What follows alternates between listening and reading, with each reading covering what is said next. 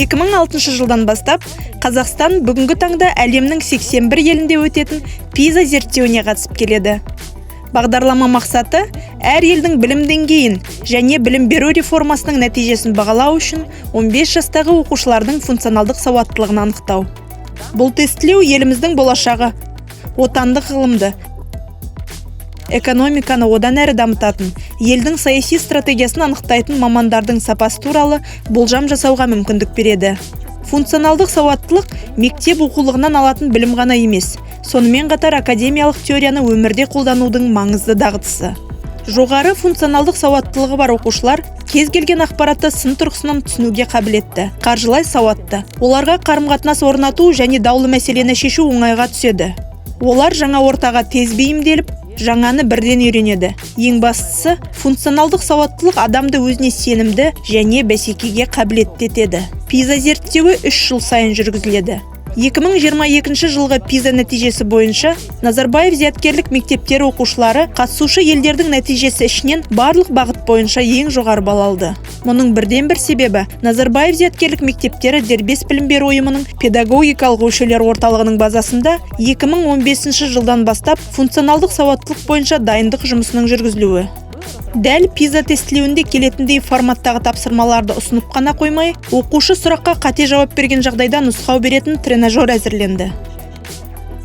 Нұсқау белгілегеніңізді қайта қарап шығуға, әрі дұрыс шешім қабылдауға көмектеседі.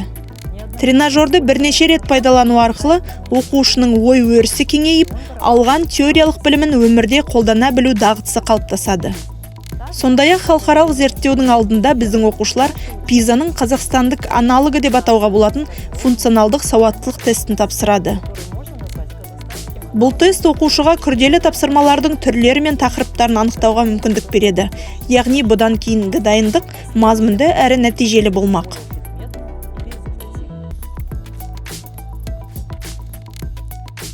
Қазіргі таңда білім саласында оқушылардың функционалдық сауаттылығын арттыруға аса назар аударылуда. Функционалдық сауаттылықты арттыру ол тек қана PISA талдауына дайындық емес, сонымен қатар функционалдық тәсіл оқу үрдісінде сабақтың нәтижелі және өте қызықты болуына мүмкіндік береді.